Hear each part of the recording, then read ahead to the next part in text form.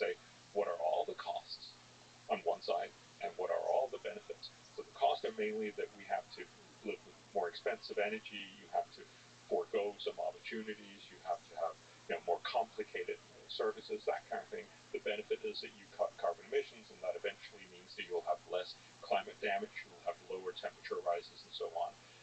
If you try to weigh up all of those, it's reasonable to assume that the EU policies will deliver for every dollar you spend, it'll deliver less than a dollar, probably about 30 cents back on the dollar, which is a really bad way to spend dollars, because there's lots of other things out in the world where you could do multiple, so for instance, if you think about tuberculosis or education of small kids or nutrition for small kids and those kinds of things, every dollar you spend will do like $30 to $100 worth of good. So there are much better places where you can spend this money. Likewise, the U.S. is thinking of going net zero by 2050. It's not actually going to happen, but it's sort of a thing that everybody talks about. Biden is talking a lot about it. If you look at the models that indicate how much will that cost, it's not implausible that this will cost somewhere between $2 and $4 trillion per year by mid-century. And remember, if the U.S. went carbon neutral today, by the end of the century, that would reduce temperatures by about 0.3 degrees Fahrenheit. So you'd just be able to measure, it probably wouldn't in real life, but you'd just be able to measure. Again, this is not saying that there's not some good coming out of it, but you're basically spending an enormous amount of money on fairly small benefits. So that's my main point. Yeah, well, this reminds me of what we were saying earlier about the things that models don't integrate and the things that cost benefit leave out because you really can't go there. One of the issues facing the world right now is the reality, which we're reminded of, that energy availability is a geopolitical destabilizer. If you have uneven access to energy and you have Vladimir Putin coming into office or something else happening that disrupts that system, you're vastly increasing poverty. This is playing out across the world. Fertilizer prices, fertilizer comes from gas, natural gas. If you can envision a world later in the century where we're no longer beholden on this material in the ground, at least fossil fuels, cobalt and lithium for batteries, that's pretty cool, because you're taking away geopolitical instability, and you don't. But that's not factored in, right? That's like way outside of what you factored in. But it does feel like to me, if I was going to make the case for you can choose your trillions, whatever that investing big isn't for these marginal things. It's for looking at the big picture, a world of abundant energy that doesn't come from a black rock or a gooey liquid that when you burn it creates. But isn't that what the proposals are? Is investing in different kinds of energy, renewable energy. So but I don't think most people are making that case. What's in the trillion in the T costs? What's incorporated? What are the big costs there? So the big cost is that you have slightly lower productivity gains. So basically, again, this is sort of the opposite of what we just talked about climate change. We're going to get richer and richer in the world. This is all models, also the UN. This is really the only way that you can get big climate changes, because everybody gets a lot richer, so also the developing world gets a lot richer. So we're likely to get richer. But one of the things that drive wealth production is the fact that we have ample and cheap and available energy. If you make that slightly harder, which is what you do with climate legislation, because you're basically telling people you have to use a source of energy that you'd rather not have used, because if people wanted to do it, we'd already have solved the problem. So you're basically telling me you've got to use this wind turbine instead of this natural gas plant, or that kind of thing. It's not that you suddenly become poor or anything. It simply makes production slightly harder. What do you do when the wind is not blowing, kind of thing? And of course, we have lots of ways to somewhat mitigate that, but it's a little more costly, a little more complicated, a little less convenient, and that means you grow a little less. That's the main problem with these policies, that it simply makes you somewhat less well off. So energy becomes more inefficient. Yes. So let me challenge you here. Try to steel man some critics. So you have critics. I would love you to take it seriously and sort of consider this criticism and try to steel man their case. There there's a bunch. I could mention this list of criticisms from Bob Ward in London School of Economics. I don't know if you're familiar with him, but just on this point, in terms of one of the big costs being on energy, he criticizes your recent book in saying you consider the 143 billion in annual support for renewable energy, but ignore the 300 billion in fossil fuel subsidies. So a lot of the criticism has to do with, while you're cherry picking the models, which the models are always cherry picking anyway. So, but you want to take those seriously. So he claims that you're not fully modeling the costs, the trade-off here. How expensive is the renewable energy and how expensive is the fossil fuel? Can you steel man's case? Sure. So two things. The first, the quote. It's absolutely true that the world spends a large chunk of money on fossil fuels, and that's just stupid, and we should stop doing it. We should also recognize that this is not rich countries. This is not countries where we're talking about climate change. This is poor countries. This is Saudi Arabia. Actually, not a terribly poor country. It's China. It's Indonesia. It's Russia. It's places where you're basically paying off your population, just like if you subsidize bread, you make sure that they don't rebel by making cheap fuels available.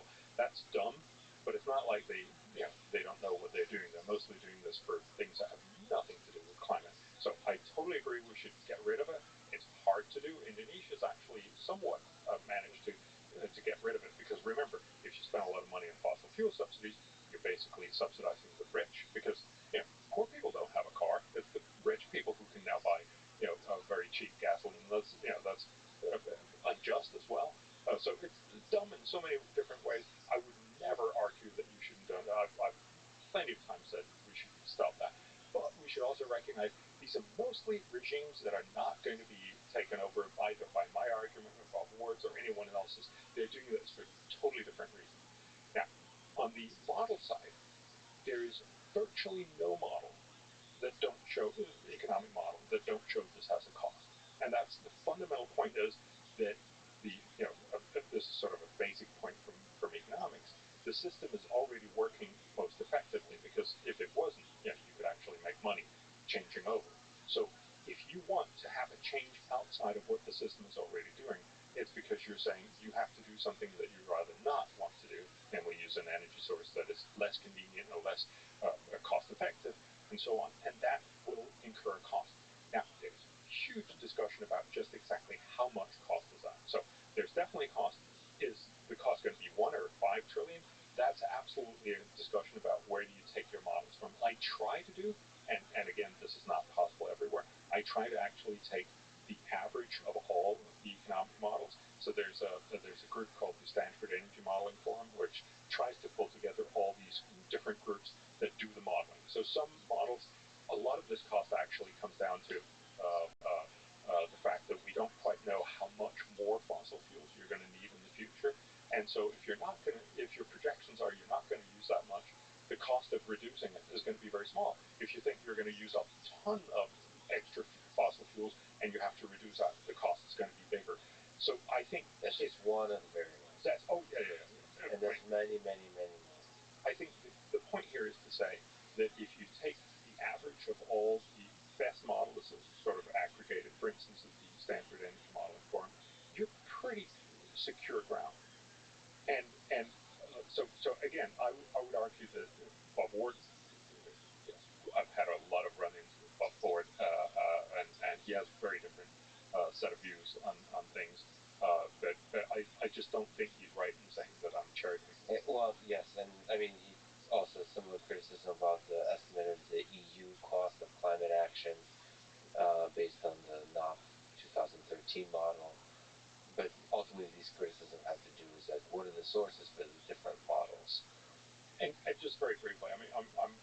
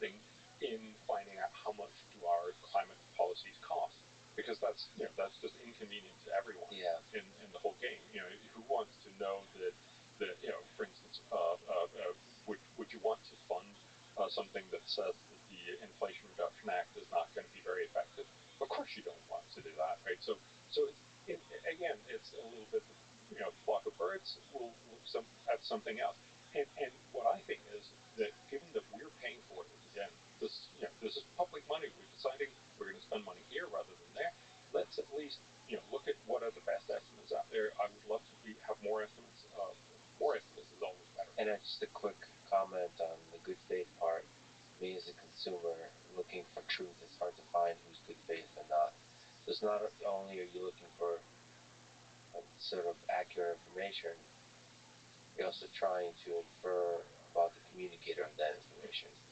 Yeah. And it's very difficult. It's and you put me on the podcast. Of course, I'm going to say I'm a trustworthy guy. Well, but yeah, and we believe we're trustworthy too. But I've been reading for various reasons, but mostly because I've been traveling to Ukraine and thinking and just about the people's suffering through war. I've been reading a lot about World War II and Stalin and Hitler, and from the perspective of Hitler,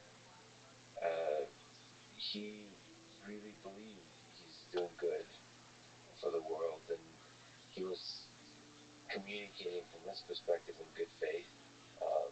He started to believe, I think, early on his own propaganda. So your understanding and perception of the world completely shifted. So it's very, very, very difficult to understand who to trust. And just because it's consensus in a particular community doesn't necessarily mean it's a source of trust. So basically, I don't know how to operate in this world except to have a humility and constantly question your assumptions. But not so much that you're completely out in the ocean, not knowing what is true and not. So it's this weird world, because I ultimately, bigger than climate, my hope is to have institutions that can be trusted, and that's been very much under attack as part of the climate debate, as part of the COVID debate, as part of all these discussions. And science, to me, is one of the sources of truth, and the fact that that's under question now is something that hurts me on many levels, deeply. You said something earlier that I took a note down here, and I can't find it, about cooperation. It was like collaborative cooperation or something like that. Sure. Well, to me, there was a point, like in 2013, after just feeling everything you've been grappling with. What if you you don't know how this is going to work out? What do you work on?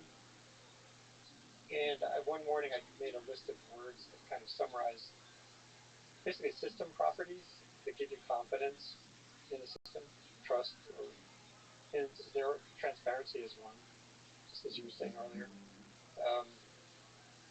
Connectivity is another, so that everyone's connected. So on the subsidy issue, for example, there are young entrepreneurs in Nairobi who are selling ingeniously, using Nairobi's digital currency, propane, the fuel that's in our backyard barbecue grills, which comes out of the gas wells, but it's a separate fuel, in little increments that poor people can use instead of charcoal.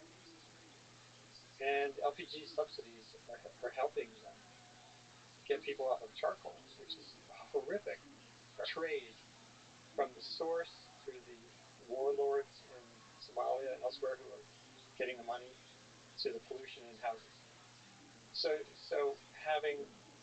being sure when we're having these big debates about who the World Bank is going to give loans to, and drawing a simple line, no more fossil fuel subsidies, hurts a really good, valuable, small scale but scalable way to have people not die from cooking smoke in their houses and take down forests.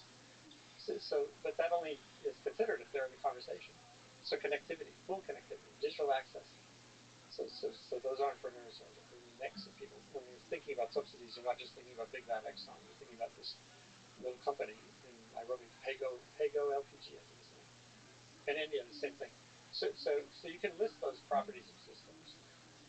And the IPCC wasn't originally transparent when I started writing about it in 1988, 1990. And now it's way more transparent. They have more public review. So it's even better than it was. It's like a really good example of a science process of assessing the science, providing periodic output to the world, and iteratively improving the model going forward because of critique, because of scrutiny, and finding better ways for that to interface with people so they have information they can use from that big thing. But the media, are not doing a good job because of this front page thoughtism. But we can all, I work partially in academia at Columbia, on an initiative partially in communication innovation. Like, how can we have an open landscape of access to information? What can you do to foster better conversations so that words like collapse aren't just thrown around like emblems? And so system properties give you confidence, I think. And then you don't have to like be flailing around for Bjorn or Tom Friedman or Catherine Hayhoe. You can always right now find your your your character to follow. But I think what would be better is if you actually develop some skills to just have a basic ability to know how to cut to the chase. Can I just follow up on that? Because one of the things that I try to do, and so my day job is actually something else. I work with a think tank called the Copenhagen Consensus, where we work with more than 300 of the world's top economists, and we work with 7 Nobel laureates in economics. And the point there is really to talk about where can you spend a dollar and do the most good for the world. That's basically the thing that we try to do.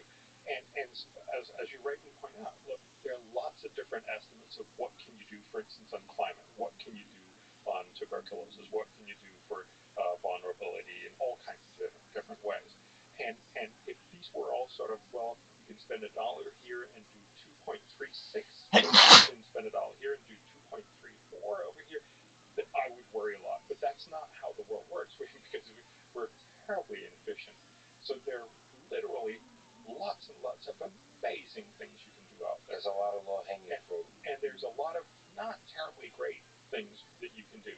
And unfortunately, one of the things that I try to sort of battle is that, we get a lot of things right. That's why, the world is a lot better than what it used to be. But the things that are sort of left over are often, the boring things that happen to be incredibly effective, and the exciting things that are often not that terribly effective. And so I think one way to look at this is basically to have people do cost benefit across a wide range of areas. And we try to get a lot of different economists to do this, and they come up with different numbers and different models and different results. But if you sort of consistently get that some things give you, in tens or maybe even hundreds of dollars back per dollar, remember, this is not actually you getting rich, it's the world getting rich. It's that the world gets better, worth $100 for every dollar you spend. And over here, you can spend a dollar and do somewhere between 30 cents and maybe a couple of dollars. You should probably be focused on the other opportunity first. And that's really the point that I try to make with climate. There are some smart things we can do, and I hope we get to talk about them in climate.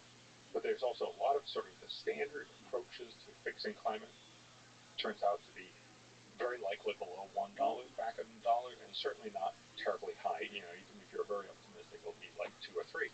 Whereas many other things are just fantastically better investments. Like the thing I've been advocating, a modest proposal to eat the children of the poor in England. Was that in Jonathan Swift's modest proposal from a few centuries ago? So it's not just cost benefit; it's also in the context of what is moral and not, all that. Well, the full complexity. But you just hit on something really important. Having been on this beat for so long, and again on the disaster beat as well with quakes, I can't tell you how many disaster science experts keep telling me, like everyone says, preparedness, invest for preparedness. A strict cost-benefit analysis will always tell you a dollar invested in resilience before a community gets hit by whatever is worth 10. You'll always have to spend 10 after. And so it's fine to do the cost-benefit stuff, but it's just the baseline. Then you have to look at the social science, which shows, or history, which shows you how few times we do it. It's like we just don't do it. Therefore, you can bang that drum. Your work is valuable, but it's really constrained, because show me in the world where that does happen, and then how you turn that success, which is basically something not happening, into a story. Just very briefly, we try to, so we do this for a lot of countries. So we did it for Haiti, for instance, funded by the Canadian Development Ministry, because they're basically saying we spent $1 billion in Haiti since the earthquake, and we really can't tell the difference. So they wanted to they actually say that, right? And so they said, we want to find out what are the really smart things you can do in Haiti. And so we together with lots of people in Haiti and all the the business community and the political community and the religious community and labor community and everybody else, what are the smart things to do? And then we had economists evaluate it, and there are a lot of these things that everybody wanted that were not all that smart. There's actually a lot of smart things. And yes, the politicians didn't pick most of them. So our sense is we try to give people, you're thinking about these 70 things, you should actually just think about these 20 things, Right. and then we consider ourselves incredibly lucky if they actually do one of them. So you wrote the book How to Spend $75 billion to Make the World a Better Place. So can we just list some of the things? If you got $75 billion, how do you spend it? All right, so there's some incredibly good and very, very well documented things that you can spend money on. So we have two big infectious diseases that almost nobody think about because we only think about COVID. But tuberculosis used to be the world's biggest infectious disease killer. It still kills about 1.5 million people every year. But the reason why we don't really worry about it is because we fixed it 100 years ago. We know how to fix it. It's just basically getting medications to people. It's also about getting them to take it when they're sort of been cured, because you need to take it for 4 to 6 months, and that's actually hard to do. So you also need to incentivize that in some kind of way. It turns out it's incredibly cheap to basically save almost all of the 1.5 million people. These are people that die in the prime of their lives. They're typically parents, so it also has a lot of knock-on effects. And basically, we find for a couple $1 billion, you could save the vast number of these. Not all of them, but you could save the vast number of them. It would also improve outcomes in all kinds of other ways. Likewise with malaria, it has somewhat better PR. It's funny to think of malaria as PR, tuberculosis not. They need to improve their PR department. Well, Those mosquitoes and the good PR. By far the biggest infectious disease that got good PR, if you will, was HIV, right? And I'm not trying to compare it and say, oh, it's worse or better to have HIV than tuberculosis or anything. But I'm simply saying we are underfunding because it doesn't really get the public attention. We don't. But spending money on that has, in terms of benefit, a much bigger impact. So every dollar you spend on TV will probably do about $43 worth of good. So it'll do an amazing amount of good, basically because it'll save lives, it'll make sure parents stay with their kids and be more productive in their communities, and it'll have a lot of knock-on effects. And it's incredibly cheap to do. Same thing with malaria. Malaria is mostly mosquito nets that we need to get out. And you're saying, just to contrast with climate change, the dollar you spend on, no, not climate change, but decreasing emissions does not come close to the $43 benefit. No, nobody would ever argue that. So very, very enthusiastic climate advocates would probably say it'll do $2 or $3 worth of good for every dollar. So it's still worthwhile to do. That's what they would say. I would argue, and I think a lot of the evidence seems to side that way, that a lot of the things that we're doing deliver actually less than a dollar back. But it's certainly not nearly the same kind of place. But there's many, many other things, and just if you'll allow me to squeeze it, I love it. But there are lots of other things. For instance, e-procurement. So it's incredibly boring. So most developing countries, well, actually most governments, spend most of their money on procurement. It's typically incredibly corrupt. So we did this project for Bangladesh. Can you explain procurement? Yes. So that's governments buying stuff. So a large part of the government revenue is spent on buying anything from post-it notes to roads. And obviously, roads are much more expensive. It's mostly infrastructure stuff. Hugely corrupt. For instance, in Bangladesh, it would already have been decided among the ruling elite in that local area who's going to get this. So they'll have this bidding competition where you have to hand in an envelope, a sealed envelope with your bid on it. But you put a goon outside the office, so you literally physically can't get in with your bid. Now, what we found, and this is, I'm not claiming any sort of ownership to this. A lot of smart people have done this way before. We're just simply proving that it's a good idea. It turns out that if you put this on eBay, essentially, so if you do an e-procurement system where bidders can come in, suddenly it becomes harder to put up the goon. You can still do it, but it's harder to do it. It also means you get bids from all over Bangladesh, and in general, you'll get bids from all over. Actually, it turns out you get better quality basically you can simply save money. So we did a scaled experiment in Bangladesh where we had about 4% go to be e-procurement, and you could compare what it would have cost and then what it did cost. And the average reduction was, as I remember, it's 7%. And the finance minister loved it, because that basically gives them a lot more money, or you can buy more stuff at the same cost. It reduces corruption. So it's basically you get rid of some corruption. There'll still be corruption, but less corruption. Ukraine has actually been big on this. I've talked to him. I talked to the digital transformation minister. It's kind of incredible. I mean, this is before the war, but still working. It's like the entirety of the government is in an app, and that one of the big effects is the reduction of corruption, and not like from as politicians say to say we've taken these actions to reduce corruption. No, literally, it's just much more difficult to be corrupt. Yeah. The incentives aren't quite there, and there's friction for corruption. Yeah. Oh, yeah. So basically, you can spend a little bit of money, and you can make a huge benefit. There's still about 70 countries that haven't gone e-procurement, so obviously they should do that. Food for small kids, another thing. So basically, it's morally wrong that people are starving, but it also turns out that it's a really, really dumb thing not to get kids good food, because if you get them good food, their brains develop more, so that when they get into school, they learn more, and so when they come out in adult lives, they're much more productive. So we can actually make every kid, especially in developing countries, much more productive by making sure they get good food. So getting good food is not cost-free, so it probably costs about $100, both in you need some have directed advertisement, you need to make sure that you actually get some of the food out there, that you help the families, and you also make sure you don't just give it to everyone, because then it becomes a lot more expensive. If you do that right, it costs about $100 per kid. For 2 years, so for their first 2 years of life. And if you do that, you then get a benefit in that they become smarter and go longer to school, and they actually learn more and they become more productive, of $4,500.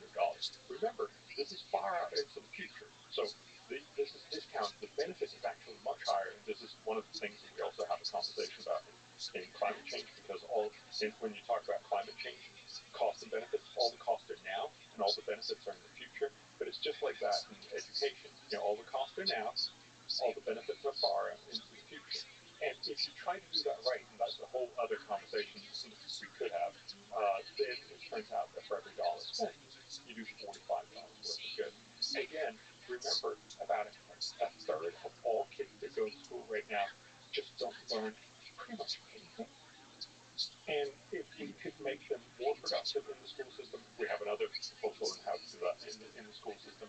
But by just simply making sure that they're smarter when they get into school. We've been focusing so much on making the education system better, which is really hard, but it's actually really easy to make the kids smarter. And when you say the education system is not working well, then we're talking about not the American education system. We're talking about globally. We're talking about globally. So about a third of the teachers in developing countries have a hard time passing the tests of the things they have to teach their students, right? And all these students have lots of other issues. They need to do farm work. They're constantly considering, should I just go out and start working instead? There's constant disruption. There's a lot of teachers that don't show up in India. You have this absurd situation where all the teachers are basically paid and hired for eternity, for the rest of their lives, and so not surprisingly, a lot of them decide not to show up. So now they've hired assistant teachers that basically have taken over. So they're paying, for I think 7 million teachers. That I'm not saying they're not all not working, but a lot of them are not working as much as they should. And we've now hired another 7 million teachers that will eventually stop working as well. They're working much better right now because they're not on permanent contracts, but eventually they'll get on permanent contracts, and then you have the same problem again. There's lots of these issues, and it's just simply about saying we can't fix all problems, but there are some problems that are incredibly easy to solve, and there are some that are incredibly hard to solve. Why don't we start with solving the easy and effective ones? And this, of course, bears on that whole conversation on climate change, because in some ways, that's a also Andy's point is that, well, if you want to save people from the impacts of hurricanes, let's fix the simple, easy things about vulnerability first. Whereas we have somehow latched onto this, let's fix the hardest thing to do, which is to get everyone to stop using fossil fuels, which is basically what's driven the last 200 years of development. That's a tall order, no matter how you look at it. There's some really cool elements that you guys just brought up. Would you mention that word moral before? I latched on it because it relates to these timescales that really are immeasurable. If you know it's going to take decades to confirm the benefit of some investment now, that implies you're doing the investment with some moral imperative, not because you can do a spreadsheet and come up with a number.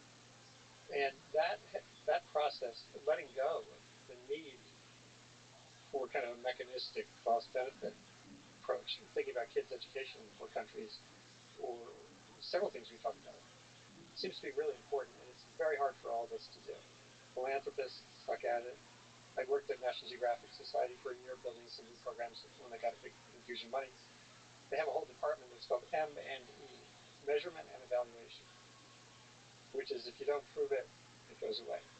I mentioned Spotify earlier, Spotify Killing a Climate podcast, because that podcast didn't measure out for their impact, what they want to do. And if we're always making the judgments based on strict cost-benefit, we're going to miss the larger realities. Another thing is, a really exciting example of what you're talking about in terms of in Ukraine with the trust and less corruption and stuff, was in India. For all of its issues, Modi recognized that middle-class people in India cook on LPG, propane, or on piped gas, natural gas if they're in cities. Much cleaner, much healthier in so many ways. And actually, compared to like chopping down trees and cooking on wood, it's actually better for the climate, even though it's a fossil fuel. So he and others, there was an American scientist, Kurt Smith, who worked this all out. If you find a way, they were getting a subsidy. They had that energy subsidy. We were talking about many poor countries subsidize energy just to stay in office, make something cheap that everyone wants. But they wanted to shift the subsidy away from the middle class to the poor people, cooking on firewood and dying young from pneumonia. And what the critical factor was India's digital currency. India went to digital economy. Very poor families there now. If you have a phone, that's your bank. And you could make the case to the public that we're going to be starting to shift your LPG, your propane subsidy to poor people. But we know they're poor. We know they're not just going to be using it behind the restaurant, which was, when it was a general subsidy. People were hoarding the LPG. And the system has worked. They've shifted a lot of capacity to cook on a clean blue flame that turns off and on in homes that previously where the woman would spend hours collecting firewood, smoky fire, cooking, clean the pots, and start all over again. But it's all built on trust, all built on the digital economy, and the same thing in Nairobi. So that excites me every day, with all the doomism. Just hope people can literally take a breath, look for these examples that show the potential when you have a trustworthy system, when you have a clear path to making lives better. And then knowing, that kid having electric light as opposed to a kerosene lamp. We don't know how much it's going to improve his homework and lead to a better outcome. But we know from history that sometimes it does. Ban Ki-moon, former Secretary General, so the most powerful story I ever heard from a UN Secretary General was like 2012 when they were rolling out this Sustainable Energy for All initiative, which is not just climate, it's just like getting people energy they need to survive and thrive. He was growing up in post-war Korea. Everyone was poor. Everything was broken, destroyed. Sadly, like so much of many parts of Ukraine. And he would do his homework by kerosene lamp. He said when he was studying for his finals, his mom would give him a candle. His brighter flame. What a great movie. And you can check that out. Hell of a story.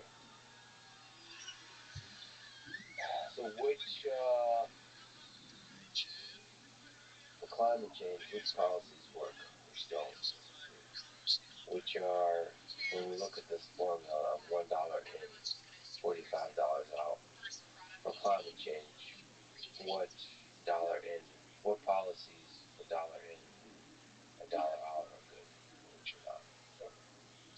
So we actually did a whole project back in 2009 when the whole world circus was coming to Copenhagen, and we were going to save the world there. We brought together about 50 climate economists and 3 Nobel laureates to look at where can you spend a dollar and do the most good for climate. And what they found was a lot of these things which we've been talking about before, that basically investing in the current sort of technology that we're trying very hard is at best a pretty dicey outcome. Much of it's probably less than a dollar back in the dollar. There's some investments on adaptation, for instance, that's pretty good, but it's sort of $2-3 back in the dollar. The obvious thing is that you build a dike for a sea level rise, or that you make people, you get some apps that people know that there's a hurricane coming, or that, so you can adapt the infrastructure, right? Yes. The physical and the digital infrastructure. Yeah. The point is that people are really good at doing this already, because they have a strong incentive to do it. So the extra thing that governments can do outside is somewhat good, but it's not amazing. What we found by far the best investment in the long run was on investment in energy innovation. So, and I think this also sort of corresponds with what we think in general. If we could innovate, so, for instance, Bill Gates is arguing we should have 4th generation nuclear, so the next, more advanced than what we currently have in 3rd generation nuclear, which would be industrial scale process. You'd just be building these, modular nuclear power plants. They would be, instead of being these artwork that we design once for every different plant, which is one of the reasons why they're so expensive, they would just be mass produced, and you would have one, they would all be recognized in one go, so it would be much cheaper. They would also be passively safe, so if all the power goes, they'll shut down rather than go boom. So that's another very good thing. And then they'll also be very hard to transform into nuclear weapons. So you can actually imagine them being out in a lot of different places where we perhaps feel a little worried about having plutonium lying around. Now, this is all still being worked out. But imagine if that really comes out. And again, remember, the other 3 generations, we were also told it'll be incredibly safe, it'll be incredibly cheap. And it didn't turn out that way. So let's wait. But it could be. And so the argument is, invest in these ideas, for instance, 4th generation nuclear. And if 4th generation nuclear becomes cheaper than fossil fuel, we're done. Everyone will just switch, not just rich, well-meaning Americans or Europeans, but also the Chinese, the Indians, everybody in Africa, the rest of the Indian subcontinent. That's how you fix these issues, right? So the idea here is to say, instead of thinking that we can sort of push people to do stuff they really don't want to do, which is basically saying let's use more of the solar and wind that you would otherwise have invested in, force people to buy an electric car by giving them huge subsidies, because otherwise they're clearly not all that interested in buying it, and so on. Then get the innovation such that they become cheaper than fossil fuels and everyone will fit. This is how we solve problems in the past, if you think. In Los Angeles in the 1950s, it was hugely polluted place, mostly because of the cars. The sort of standard climate approach today would be to tell everyone in Los Angeles, I'm sorry, can you just walk instead? And of course, that just doesn't work. That doesn't pay off. You never get, politicians voted in office, or at least staying in office, if you make that kind of policy. What did solve the problem was the innovation of the catalytic converter. You basically get those little gizmo, and it costs like $1,200. You put it on your tailpipe, and then you can drive around basically almost not pollute. And that's how you fix the air pollution in Los Angeles. Basically, we've solved all problems in humanity, all big, difficult problems, with innovation. We haven't solved it by telling everyone, I'm sorry, could you be a little less comfortable, and a little more cold, and a little poorer, and believing that can go on for decades. And while it possibly works in some pockets of the U.S., and I think actually in large parts of Europe, at least it used to, the war in Ukraine has definitely sort of changing that whole perspective. But there's a willingness to say we're going to suffer a little bit, then we'll fix this problem. But the point is we're going to be willing to suffer a little, and so fix a tiny bit of the climate problem instead of actually focusing on innovation. So what we found was if you spend $1 on innovation, you will probably avoid about $11 of climate damage in the long run, which is a great investment. And the terrible thing is we have not been doing this. So because everybody's focused on saying we need this solution within the next 12 years, it means you're not thinking about the innovation. We're actually spending less money, not more money, on innovation globally. So everyone's focusing on reducing carbon emission versus innovating on alternate energy. You're basically focusing on putting the existing solar panels or wind turbines, which are either just about inefficient or inefficient, instead of making the next generation, or it's more likely the 10th generation after that, that comes with lots of battery backup power, or fourth generation nuclear, or Craig Venter has this great idea. Craig Venter, the guy who cracked the deep genome back in 2000, he has this idea of growing algae out on the ocean surface. These algae that would be genetically modified, and they would basically soak up sunlight and CO2 and produce oil. Then we could basically just throw our own Saudi Arabia out on the ocean surface, and we'd harvest it. We'd keep our entire fossil fuel economy, but it'd now be net zero because we just soaked up the CO2 out there. $1 invested in the portfolio of different ideas. It's $11 now. I first read about that in the New York Times. It was one of my actual page one stories. In 2006, it was declining R&D in energy at a time of global warming, and the baseline is so low for this that it's super buzzing. We were during the energy crisis, the 70s, the first energy crisis, the 70s, before the current one. Our annual spending in the United States in constant dollars on R&D, research and development for energy, was about $5 billion. And then it just dribbled away since then. And recently now, there's a big burst of new money coming through these bills that got passed. But what I was told over and over again by people in that arena is you can't just have these little bubbles of investment. You don't get young people away from thinking about Wall Street for jobs toward thinking about energy innovation if there isn't like a future there. And a lot of in the United States and Europe, the presumption was the way to that future was taxing carbon. Make that so punitive that you're basically evening the landscape for cleaner stuff that's more expensive. That has failed completely. There are little examples in Europe where it's working. And what's happened now is, well, in the United States, this big chunk of money is designed to take us over a finish line that was started with not just innovation, but with the production efficiency too. This is one thing I got wrong, I think, a little bit in my reporting. I was so fixated on the innovation part, just because I love science too. I saw this untapped possibility that others were saying, no, production efficiency, the more people are producing batteries, the cheaper they'll get. This is Elon Musk's path, and many others. And it really is both. So when you were talking about purchasing power for governments, for example, that can stimulate production capacity for batteries or whatever the good thing is and take you down faster. And it's all about getting that margin of the new thing on competing the old. And it's not just innovation. It has so many parts of the pipeline that need to be nurtured. And the other thing is relative cost.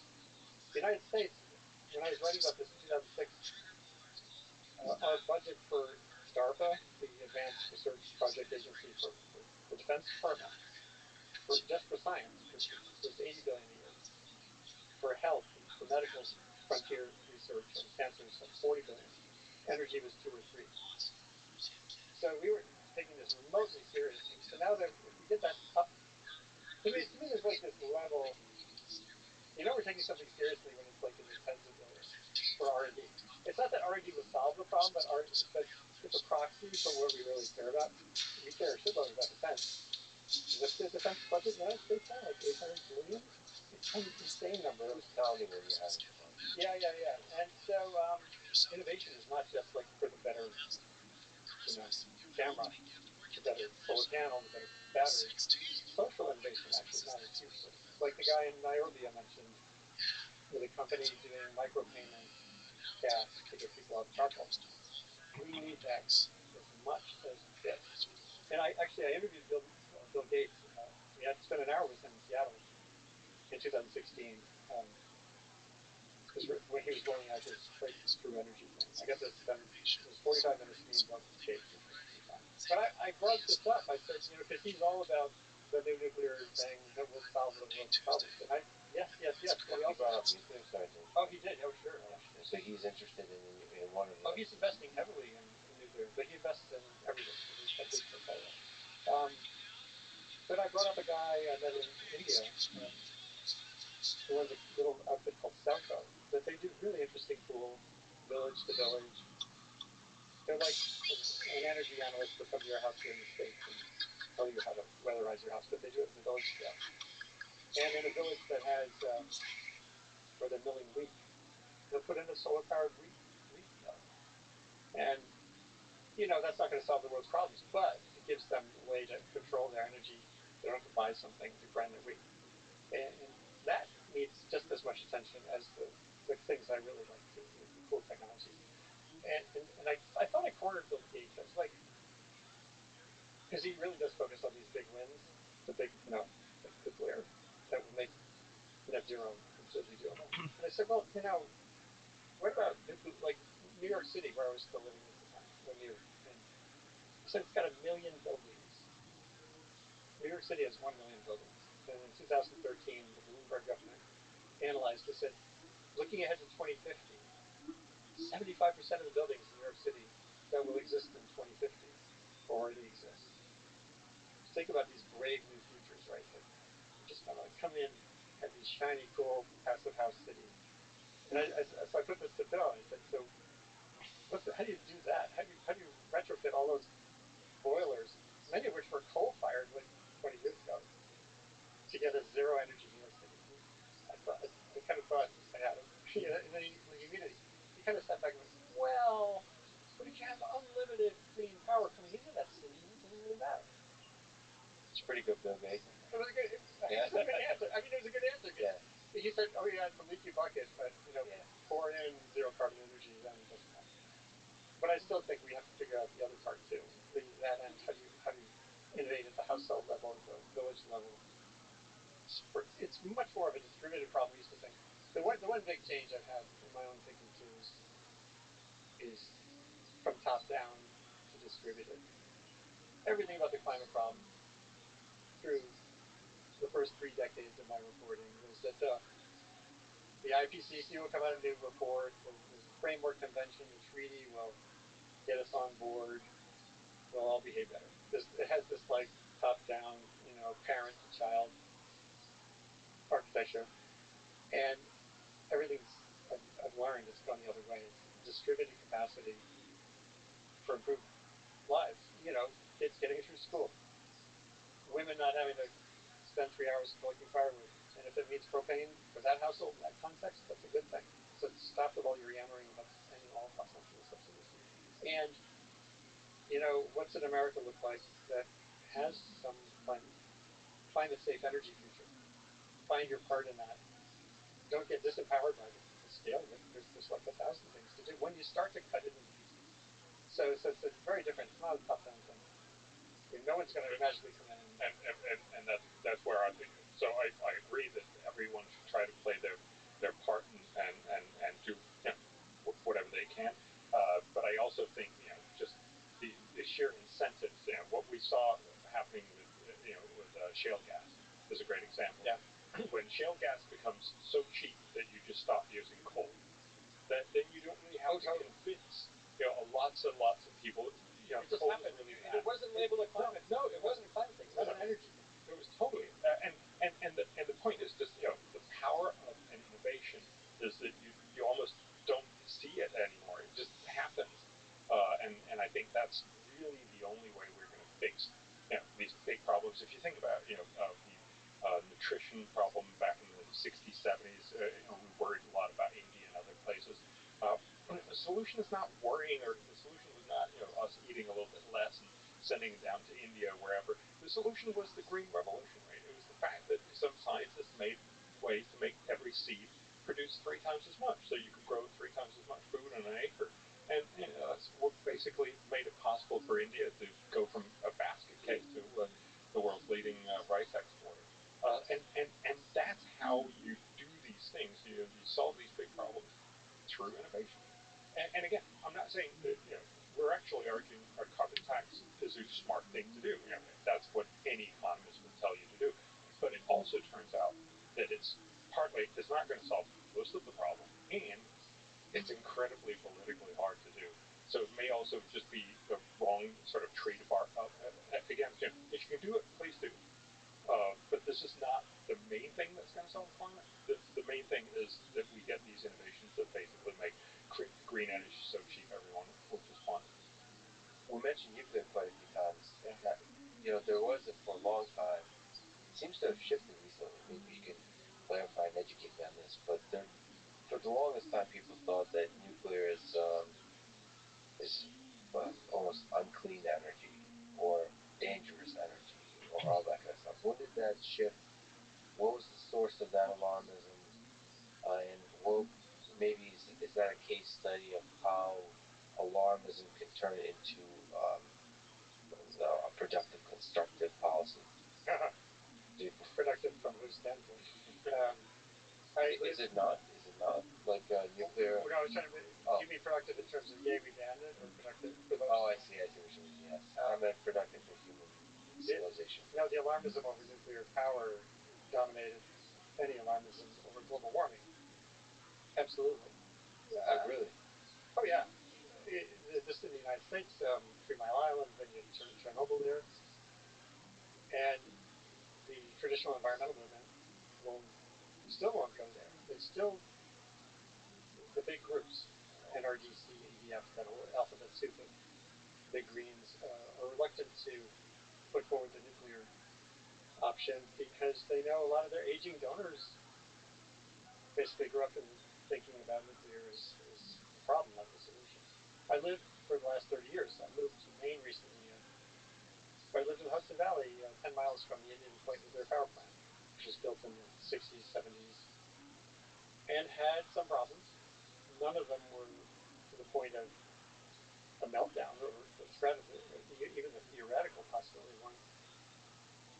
I was in it twice as a reporter, looking down in the cooling pool. I can send you a fun video of bubbles in the cooling pool with the rods. And progressively, they demonstrated how to handle waste in the United States and how the waste is, because we haven't figured out how to move it across state lines, it's glassified. It's put into kind of containers that sit there at the plant. We just simply don't have a long-term solution. The Nevada politicians were successful in saying not here, not here, not Yucca Mountain. But my wife, who I've been married to, I met 30 years ago, and she lives in the East. She's an environmental educator. She was very happy when Cuomo shut it down. Said we're going to shut it down 3 to 4 years ago, which just happened a year. It actually is shut down now. It's being mothballed, and I was like, "That sucks. We need it." Yeah, but we still love each other. Environmentalists, so that just speaks to a lot of environmentalists still see nuclear as bad. Oh, totally. Oh, yeah. And then you bring in the weapons proliferation issues, but it's a safety thing. It's a generational thing. I think young people are different. I hope these small modular reactor designs, several of which there's a couple of PhDs from MIT who did transatomic power. They're both like in their early 30s. We need so much more of them. It just briefly, the one thing I say about nuclear is there's so many of these things like subsidies. Don't talk to me about yes, no nuclear. Talk to me about what do you want to do with existing nuclear power plants, and what do you want to do about the possibility of new ones. Let's parse this out in chunks that we can have constructive conversations about. The idea of no nuclear drives me crazy. Just like no fossil fuel subsidies is silly in the world we inhabit that has these pockets of no energy. So that's just my sustained what mantra is start with dividing it and divide and conquer. They conquered the dispute over by saying, what's at least a real. This power plant has been in the Hudson Valley for 30 years. It was the base load. It was base load. Base load is a real thing. And guess what has filled the gap since that power plant was turned off? Natural gas. Natural gas. And you don't hear that from the environmental community that was so eager to turn off the Indian Point. I think both the point of saying that people are saying it's the end of the world, but no, I don't want a nuclear power plant. It just doesn't make sense. Right. And Andy's absolutely right to talk about existing nuclear power plants. We already paid for them. We already have them. We already committed to decommissioning them eventually. While they're running, they're pretty much the cheapest power you could possibly have on the planet because it costs almost nothing to run them day to day. So, it's basically cheap or almost free CO2 baseload power. There's just nothing there that doesn't you should embrace. Now, new nuclear power plants turn out to be very expensive currently. So, the one they built in Finland, some in the UK and France and several other places turn out to be incredibly expensive. So they're much more expensive than the costliest renewables you can imagine. So they're actually not a solution right now. And that's why we need the innovation. That's why we need the potentially fourth generation nuclear power. It's just simply, it's a bad deal. And that's why, nuclear is never going to win on its third generation. Now, it may never get there. Who knows? But it's certainly a possibility, and we should be looking into it. And there are wonky realities that need to be dealt with. The Nuclear Regulatory Commission of the United States, their approval process is still locked and designed on this 50-year-old model of big giant power plants. There's an intense discussion right now about evolving a new regulatory scheme for small modular ones because of all these implicit advantages they offer. Along with the innovation, you need to have this get out of the way, or you're never going to have the investment. So it really is an all of the above thing. And looking at these as systems problems, systems solutions is really important. Let me ask you about Alex Epstein. So he wrote, I'm not sure if you're familiar with who he is, but he wrote a couple of books. It's just interesting to ask a question about fossil fuels because we're talking about reality. And he's somebody that doesn't just talk about the reality of fossil fuels, but he wrote a book, Moral Case for Fossil Fuels and Fossil Future, where he makes the case that, as his subtitle says, global human flourishing requires oil, coal, and natural gas, or more oil, coal, and natural gas, not less. What do you think about the argument he makes? So he pushes, we've had this kind of, speaking of the center, of this balanced discussion of the reality of fossil fuels, but also investing a lot into renewable energy and that having the $1 to $11 return. So he says, I'm not sure exactly how to frame it, but like investing and maintaining investment in fossil fuels also has a positive return because of how efficient the energy is. I read the first book. Yeah, I haven't read. I've got his second one. I'm planning to have him on my webcast, my China webcast. What's the name of the webcast? Sustain what? Everything I do is sustain what? Because it's like, don't talk to me about sustainability. Sustain what? For whom? How? Then we're talking, interrogatory approach to things.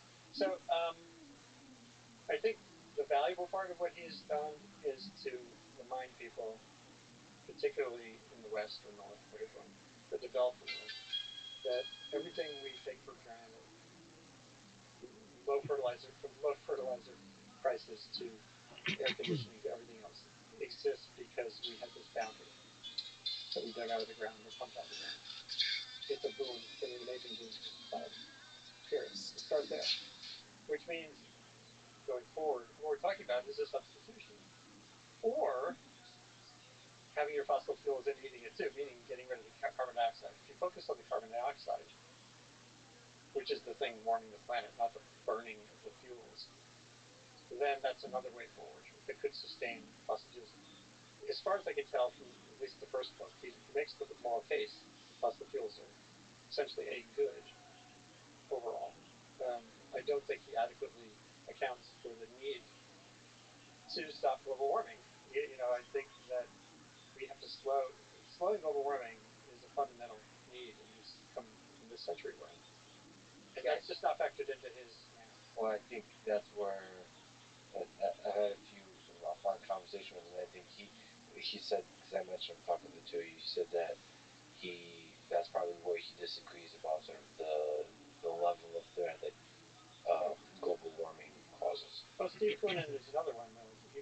He's a brilliant guy. He lived right close to me in the Hudson Valley. He was in the Obama administration energy department. It's Koonin. He wrote a bestseller that came out recently on skepticism about climate. There are other smart people who somehow feel we can literally adapt our way forward without any constraint on the gases changing the climate. And I spent a lot of time on this. I think I'm a pretty level-headed reporter when it comes to this issue. And I think having some sense that we can adapt our way into the world we're building through relentless climate change with no new normal. Remember, more gas accumulating in the air every year. These are not static moments. That's a good thing to do doesn't strike me as smart. I'd probably say that I think it's more sort of at least the thing that I take away from Alex is the fact, as you point out, that we need to recognize that fossil fuels is basically the backbone of our society today. We get 80% of our energy from fossil fuels today. Still, as we did 50 years ago. Yeah. And people have no sense of this, right? So they have the idea, because you see so many wind turbines and solar panels, and everybody's talking about that this is huge, big things. But the reality is, remember, only about a fifth of all energy use is electricity. The rest is, processes and heating, industrial processes, and so on. So actually, solar and wind right now produces 1% of energy from wind and 0.8% from solar. This is not a huge thing. It's a fairly tiny bit. And growing explosively. It's absolutely growing. But actually, it's growing slower than what nuclear was growing in the 70s and 80s, which I thought was a fun point. Not by a little amount, by like 2 or 3 times. So we're still talking about something which is somewhat boutique at least. And when you then look out into the future, and I think this is the interesting part of it. When you look out into the future, if you look at the Biden administration's own estimate of what will happen by 2050, we will be at, if all countries do all the stuff that they've promised and everything, we will be at 70% fossil fuels by 2050 globally. This is just, yes, it's a better world. I think it's good that we're now down to 70 instead of 80, but it is still a world that's fundamentally dependent on fossil fuels for almost everything that we really like about the world. And forgetting that, and I think we are doing that in the sense, as you also mentioned, that people say no fossil fuels, and we're in all development organizations, we're now telling the poor countries you can't get any funding for anything that has to do with fossil fuels. We have literally reduced our investment in oil and gas by more than half since 2014, and much of this is because of climate concerns. This has real-world consequences. This is why energy prices have gone up. It's not the only reason. COVID also, certainly the war in Ukraine, but this is an underlying systemic reason why fossil fuel costs will go up dramatically. Now, a lot of Greens will sort of tend to say, well, that's great, because we want fossil fuels to be expensive. We want people to be forced over to renewables. But that's very easy to say if you're rich. It's the kind of thing that New Yorkers will say, when you go to rich, well-meaning green New Yorkers and say, yes, gasoline should cost $20 a gallon. Well, you don't have a car. You just ride the metro. It's very easy for you to say that, but lots of people, both in the rich world, but in poor parts of the U.S., but all around the world, their lives are basically dependent on fossil fuels. And so the idea that we're going to get people off by making it so expensive that it becomes impossible for them to live good lives is almost morally reprehensible. And I think Alex has the right point there. We need to get people to realize we're not going to get off fossil fuels anytime soon, so we need reasonably affordable fossil fuels for most of the world. And that's, of course, why we need to focus so much more on the innovation so that we can get to the point where we no longer need fossil fuels as soon as possible. But to say to everyone, look, we're going to make fossil fuels expensive way before we have the solution is just terrible. And so much is on the rich countries of the world. I did a conversation recently with Johan Rockström, who's a famed sustainability scientist in Stockholm, actually Potsdam now. Right. And he's come up with the idea of planetary boundaries. There's lots of things he has said that the journalists are looking into about that. Planetary boundaries? Yeah, that there are limits to what Earth can absorb and our use of water, phosphorus, or carbon dioxide loading in the atmosphere. There are these boundaries that we cross when we're in the hot zone of danger. He's an interesting thinker. But on this point, last year at the Glasgow climate talk, he gave a very important talk about the equity thing here. That he basically laid out a landscape saying the rich nations of the world need to greatly ramp up their reduction of emissions, or what they're going to pay poor countries to do, to allow poor countries, some of which have fossil resources, like in Africa, to have the carbon space, to own whatever space or time is left, to be able to develop their fossil fuels as a fundamental right, because also they are starting to make little baselines. Ghana hasn't contributed squat to the global warming problem in terms of emissions. Ghana has natural gas.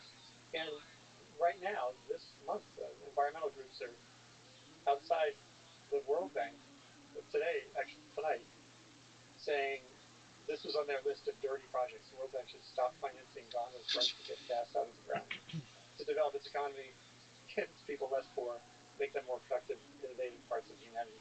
To me, that's really reprehensible.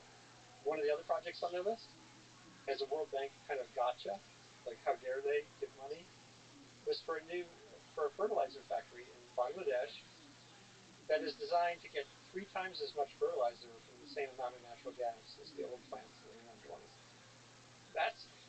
This is in a time when we're facing high energy prices, high gas prices, high food prices, when food insecurity is spreading rapidly. When a country like Bangladesh has millions of rice farmers who need urea tablets to put in the rice fields, and to say that how dare they finance that because there's a fossil fuel involved is immoral. So yes, on that point for now. So this is 2022 polls. This is a bunch of different ways to look at the same basic effect.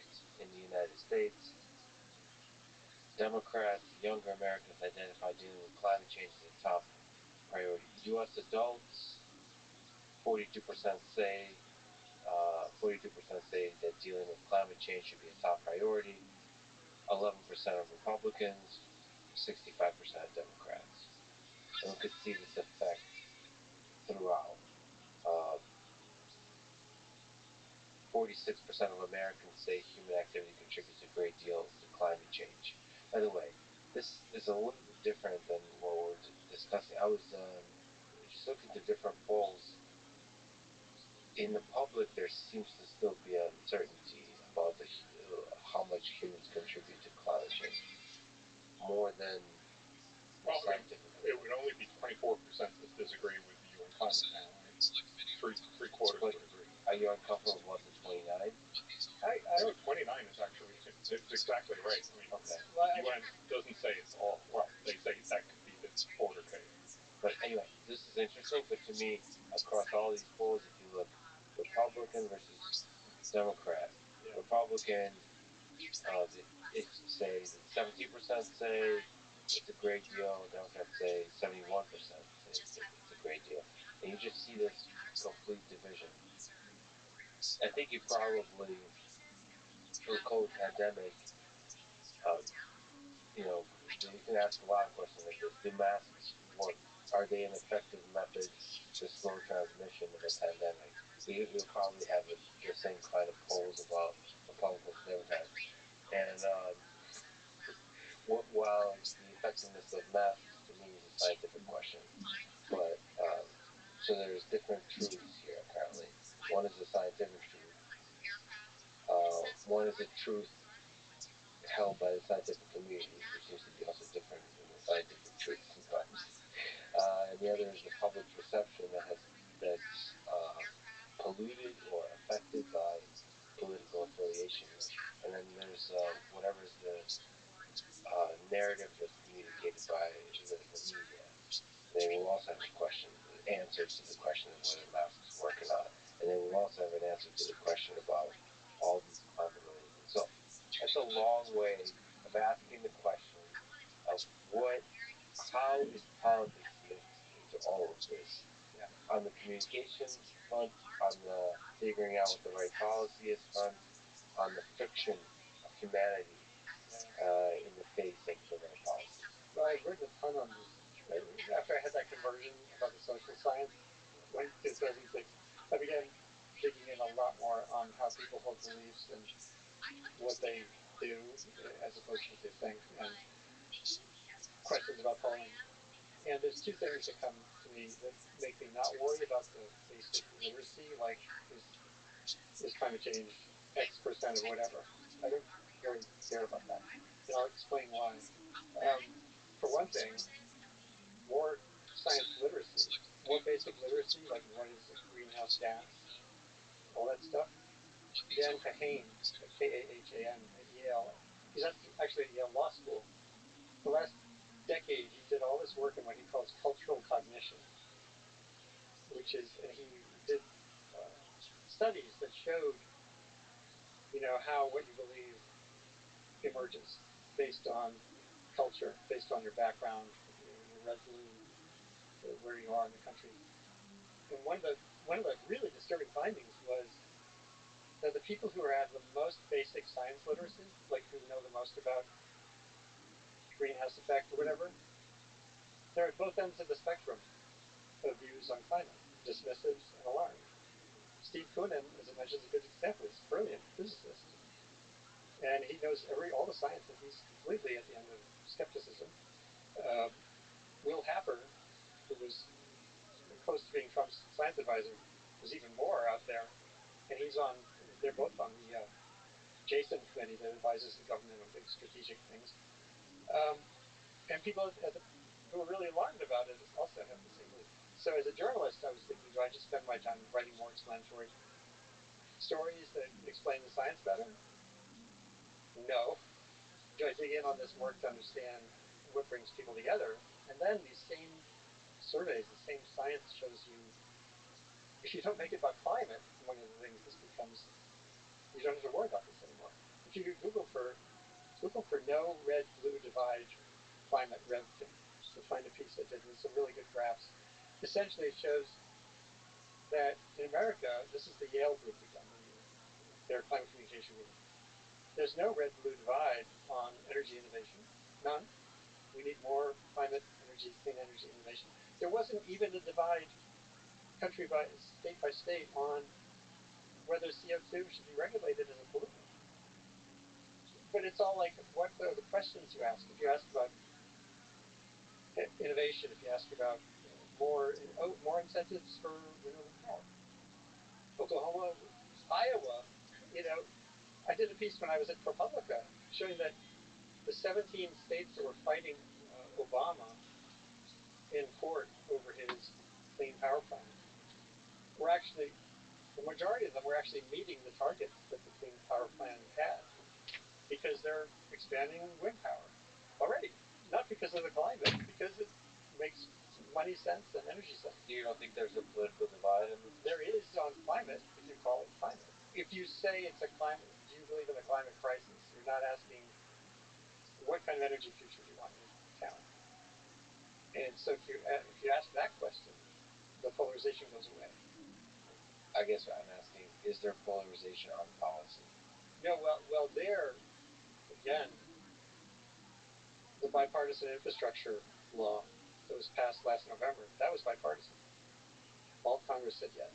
And that's $1 trillion, several hundred billion of which are for cleaner energy and resilience. Yeah, but that's... Is that... Yeah. But it's not a climate bill. And it wasn't a tax. It's incentives.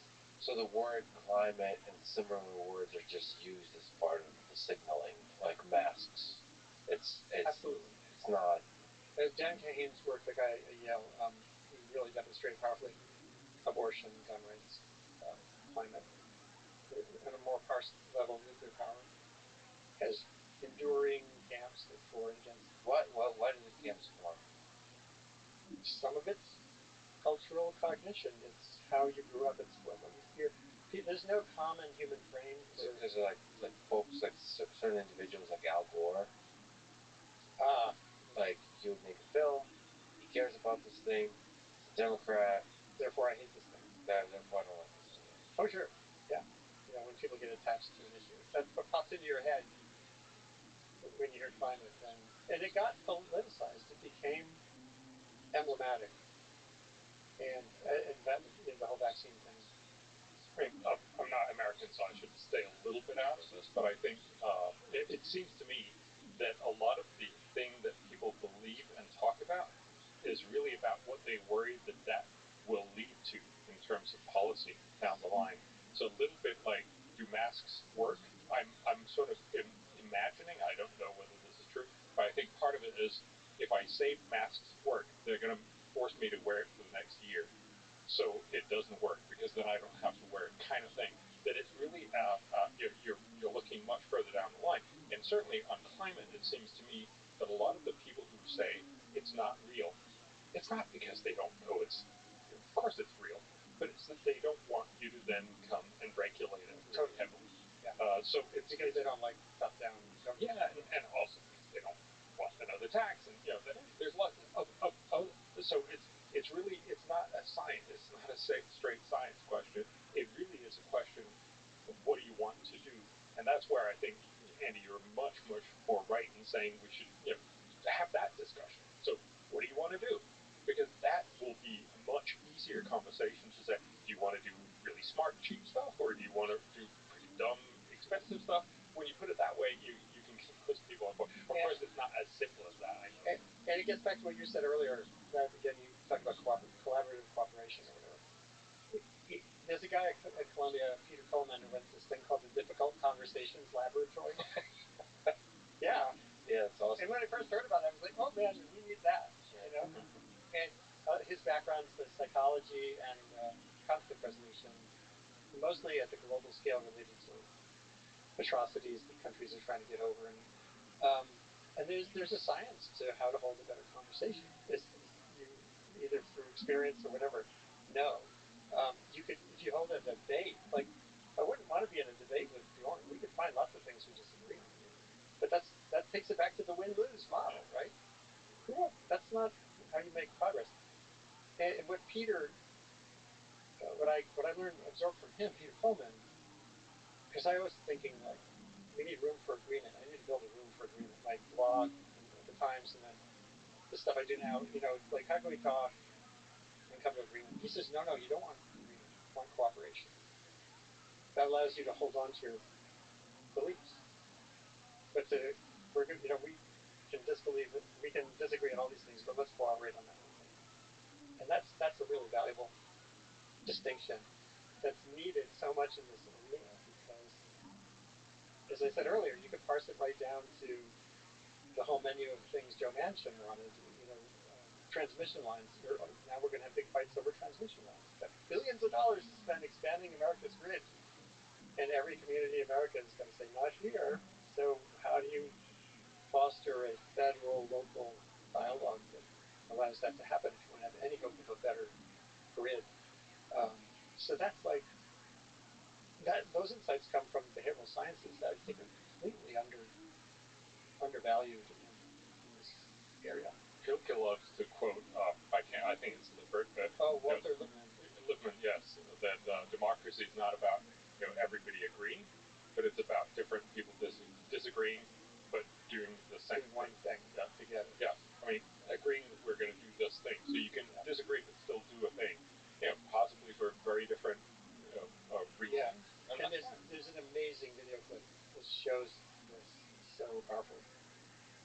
was the build-up to the Paris talks that led to the Paris Agreement. You know this, and a really talented journalist at CNN at the time, John Sutter, who's from Oklahoma originally. He saw another Yale study that was a county-by-county study of American attitudes on global warming, like right down to the county level. And there's this little glowing data point in Woodward County, Oklahoma. Woodward County, Oklahoma was ground zero for climate skepticism, climate denial, whatever you want to call it. And he thought, oh, I'm going to go there. And he went there just to meet people on the street, to talk to them about energy and weather. And he did these little interviews. There's this one with this guy who's like a middle-aged oil company employee, like a administrator, Thai kind of guy. And he starts out the interview, and the guy is saying, like, well, you know, God controls the environment. And if you're watching this, you're going, okay, this is going to be interesting. And the backstory, by the way, is the guy, he paid for the local playground to have dinosaurs and people, like toy dinosaurs and people all on the playground, because he believes in creation, 6,000 year creation. So that's the guy, right? And then it gets to energy, and the guy says, the same guy who believes God controls the environment says, we have half of our roof covered with solar panels, and we want to get off the grid entirely. And when I show this to audiences, I say, just pause and think about that for a second. If you went, why do you think that's happening? And it's because he's independent. He wants to have his own source of power. He's libertarian. He doesn't want the government telling him what to do. He would never vote for Hillary, I guarantee you. This is 2015. But he wanted to get off the grid entirely to be his own, to be himself. And so then I say, okay, so if you were going around the country with your climate crisis placard, and you go to Woodward County, do you think that would be a productive way to go to that place and make your case? And the answer is pretty obvious. No. If you go in there and you listen, like listening is such an important property that we all forget, including journalists. You're much more apt to find a path to cooperation. You could talk to him about it. I guarantee if I went there today, maybe I should go to talk about this new bill, $370 billion. How do we make that work, at the local level? How do we answer that guy at the Energy Department, Jigar Shah? So how do we put this to work to get our buses off electricity, to get electrified, or transition our street lamps and stuff? You could have a good chat with him. If you go in there and say, I'm here to debate you to death on global warming, forget about it. Actually, let me ask you a question, given your roots as a journalist. Yeah. Talking to a guy you disagree with, that's one thing. What about talking to people that society might consider bad, unethical, even evil? What's the role of a journalist in that context? So climate change is a large number of people that believe one thing, a large number of people that believe another thing. It turns out even with people that society deems as evil, there's a large number of people that support them. What's your role as a journalist to talk to them? Well, when I have talked to really bad people. When I wrote about the murder of Chico Mendes, a Brazilian Amazon rainforest activist, in 1989, I interviewed the killers. One was in jail. Several of them were just ranchers who, they had their point of view. They were there in the Amazon rainforest to, the word in Brazil, in Portuguese, is limpar, to clean the land. They're the bandeirantes, the pioneers of Brazil. They go into these frontiers and tame them, like we had in our West, And they would bring that up too. They would say to me, well, you did this out, They didn't say you murdered your Native Americans and stuff, but they could easily say that. So you deforested all your landscapes. So who are you to come down here? But if I didn't talk to them, that would be not a way to do journalism.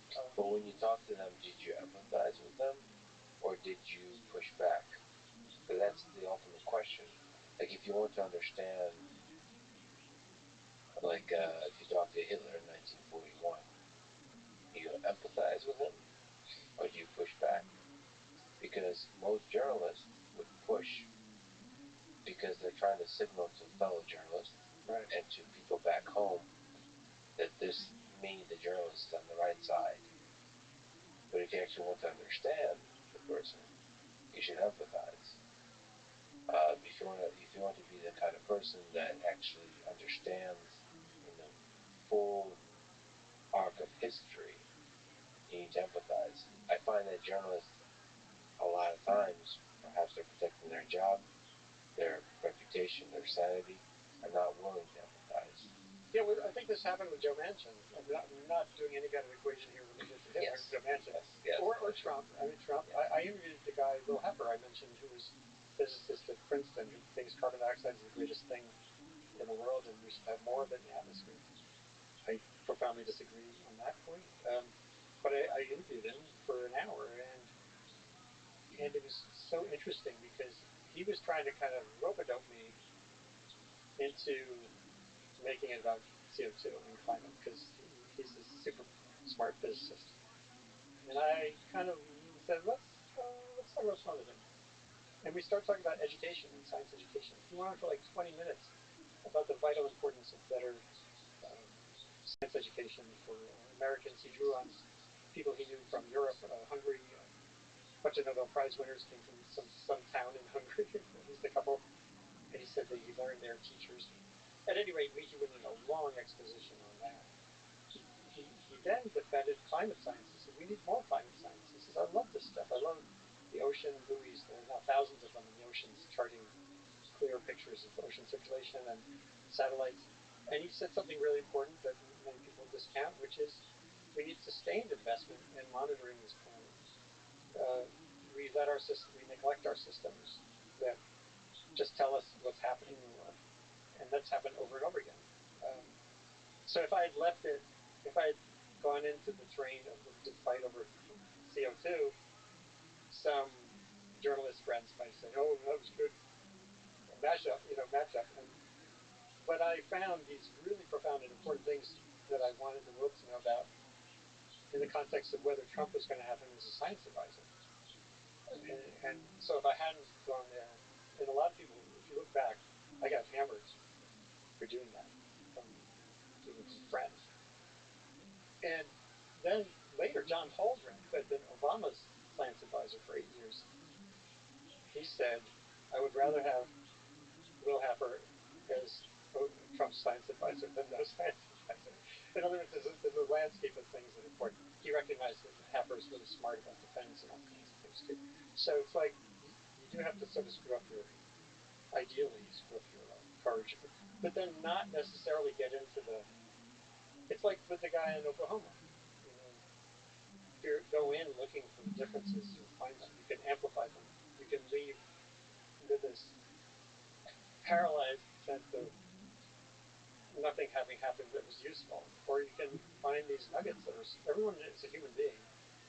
I can't play the mind game of what I would have said asked to Hitler, but I play that mind game all the time, but that's for another conversation. Yeah.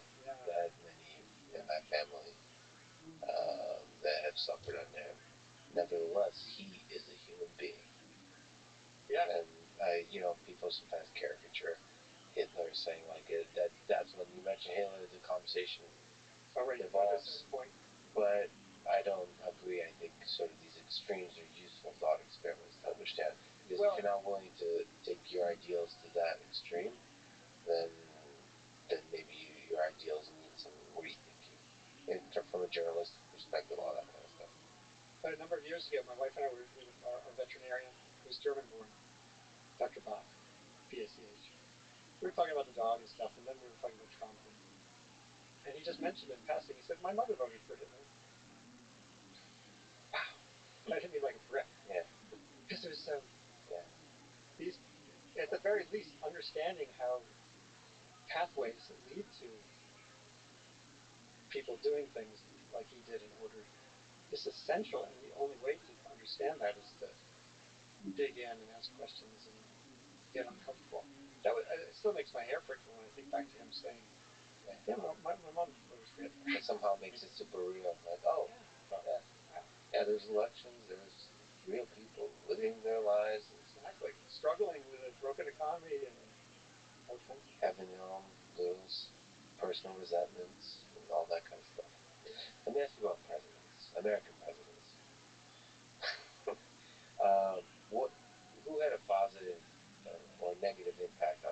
change efforts, in your view? Clinton, Bush, Obama, Trump, Biden, or maybe you could say that they don't have much of an impact. So, like, in public discourse, presidents have a kind of maybe disproportional, like we imagine they have a huge amount of impact. Yeah. How much impact do they actually have on climate policy? It's very. I don't know if you have comments on this. Well, there is a background decarbonization rate that's happened for 150 years. You know, we moved from wood to charcoal to coal to oil, and gas is cleaner, more hydrogen, less carbon. And I asked some really smart scientists who study these long trajectories of energy. When you look at those curves, is there anything in that curve that says, "Oh, climate treaty, 1992"? Oh, yeah. Oh, Paris. And it's really hard. Or China. I mean, when China came in with its huge growth in emissions, that created a bit of a recarbonization blip. But that was this huge growth in their economy that pulled a bunch of people out of poverty. So yeah, no, presidents don't really change anything on time scales that we would measure. This means where you could parse it out. I think that's not to say that Obama's and the current focus on the stimulus that's happening, which includes a lot more money for research, et cetera, and innovation. I do think that will have to be beneficial in the very, very long run. But I have to say, you know, when Obama stood up and took credit for reductions from moving from coal to gas because of fracking, that was actually Cheney who set that in motion. I was thinking, I would say Bush, not because I like him or anything, but he's the guy who inadvertently started fracking.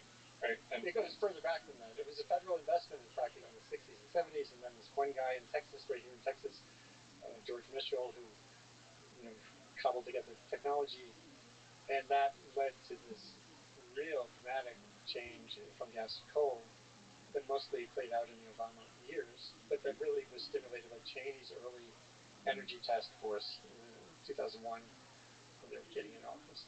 And also Bush did something interesting in the whole wonky climate treaty process. It was under Bush that they started to focus on sectors. And also on big emitters. This isn't about 200 countries. It's about basically 8 or 10 countries. Let's get them into a room, and let's have these little sub-rooms on, like, electrification, on mining, and whatever. And by parsing it out, and Obama picked up the same model. They had different names for it because presidents always name something different than the last president. One was the Major Economies Forum, and then it was the Major Emitters, something or other. And that, getting away from the treaty dots and dashes toward just sectoral, big sectors that matter, gas, electrification, makes a difference. But again, you couldn't ever measure that. It's always the lag time. And also, I think one very underreported fact, so the UNEP, the Environment Program, they come out with what they call a gap report every year, where they estimate how much is the world doing compared to what should it or has it promised to do. Emissions. Yeah. And in 2019, so just before COVID hit, they actually did a survey of the 2010s. So the last big sort of report on how well are we doing. And their takeaway quote, now I'm not going to get this right, but it's pretty much what they said was, if you take the world as if we hadn't cared about climate change since 2005, we can't tell the difference between that world and the world that we're actually living in.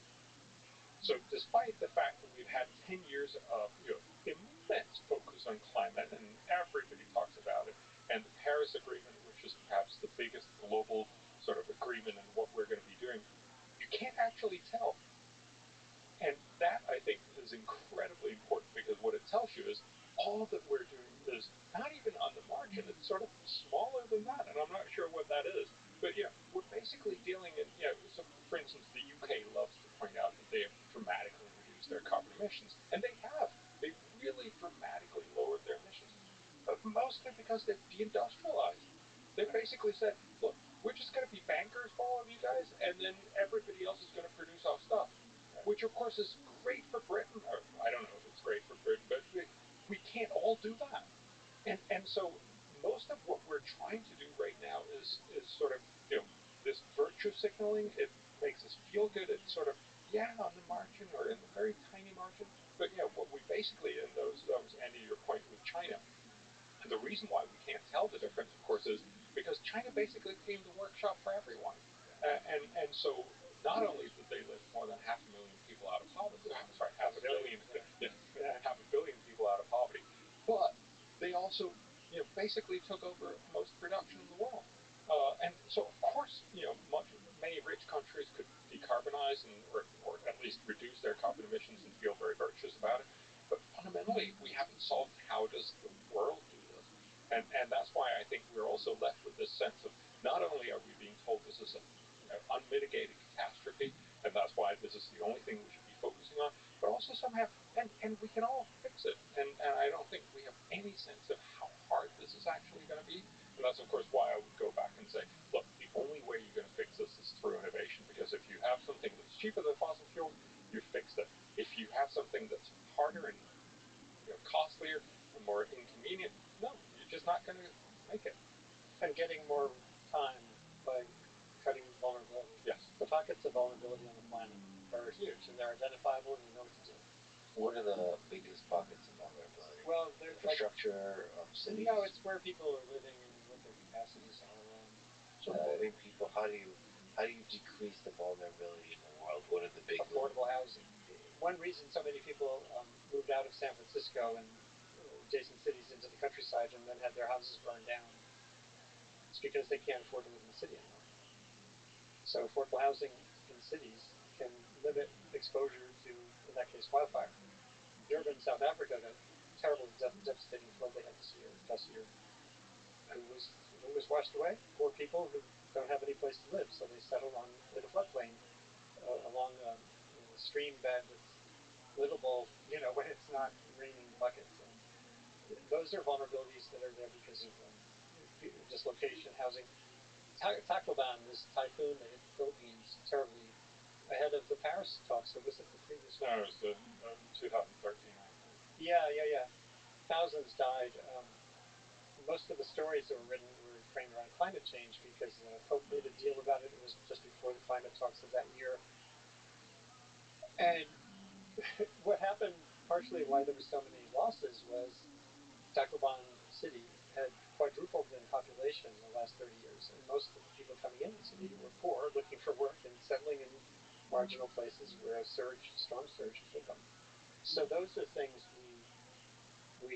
whatever the we is in the different places, really can work on. And that gives more flex for sure in thinking about how this long trajectory that seems so immovable and so hard, the decarbonization part, there's no excuse.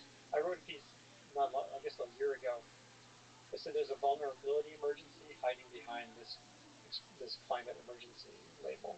But that's really what needs work. And also on the Tacloban, I mean, the hurricane that hit in 2013, there was almost a similar hurricane in the early part of 1900 that hit pretty much the same strength, and it eradicated half the city. It killed half the city. And so what's happened since then is, people just got much, much richer. From early 1900 to 2013, we've just moved a lot of people out of poverty. Now it's a lot bigger. Bangladesh is even a bigger example of that. In the 1970s, they had horrible cyclones, one of which was the Beatles' George Harrison's Concert for Bangladesh. Great album. I still have some. Hundreds of thousands. He did a concert, a fundraising concert for Bangladesh after this terrible cyclone tragedy that hit Bangladesh, and I think there were several 100,000 killed, and a couple like that around that time. Bangladesh has been hit by comparable storms recently, and it's terrible. Every death is terrible, but it's like 123 deaths. And it's not just because of wealth. It's because people know what to do. It's because there's cell phones. It's because they have elevated platforms in many communities in the floodplains there that to get to. So they went from hundreds of thousands of deaths in a cyclone to 123. When we were working with Bangladesh, it's no longer the problem of people dying.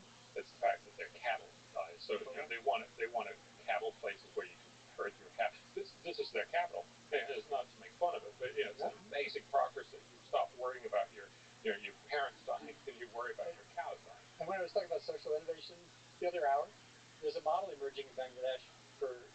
farmers to move from raising chickens, poultry, to ducks. And it's working. And ducks actually fetch a higher price at the market. And guess what? When you get flooded, They survive. you can still have your income and your species. Let me ask you to give advice. Put on your sage, wise hat, and give advice to young people that are looking into this world and see how they can do the most good. We talked about what is the $1 that can do the most positive improvement, to lead to $40, $45, and so on. What advice would you give to young people in high school and college? How to have positive impact in the world? How to have a career they can be proud of? Maybe ask going first, and how to have a life they can be proud of. So I think, and this really, pretty well reflects the whole conversation we've had. We've got to sort of take the catastrophism out of the climate conversation, and this really matters because a lot of kids literally think that the world is going to end pretty soon, and that obviously makes any other kind of plan meaningless. So first of all, look, you're not going to die. That poster that a lot of kids have, you're going to die from old age, or I'm going to die from climate. No, you're not. You're going to die from old age, and you're going to die much older, very likely. Right? So the reality is, the world has improved dramatically, and it's very likely to improve even more. So the baseline is good. This is just the facts. Then there's still lots and lots of problems. And what you should do as a young person is stop being, paralyzed by fear, and then realize what you can do is basically help humanity become even smarter. There's a lot of different places you can do. I mean, the obvious thing when you're talking about climate is, what if you could become the guy that develops fourth generation nuclear? It's very likely something that neither of us know anything about right now, but develop the energy source that will basically power the rest of humanity. How cool would that be?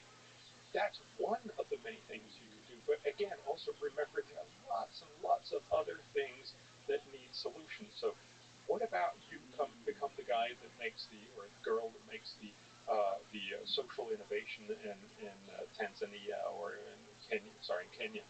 Or what about if you become the person who finds a way that is a much cheaper, more effective way to tackle tuberculosis? Right now, it needs 4 to 6 months of medication. That one of the big problems is once you pop the pills and you're fresh, it's really hard to get people to do it for the other 5.5 months, right? And you need that, otherwise you actually have a big risk of getting multi-drug resistant tuberculosis, which is a real scourge on the earth.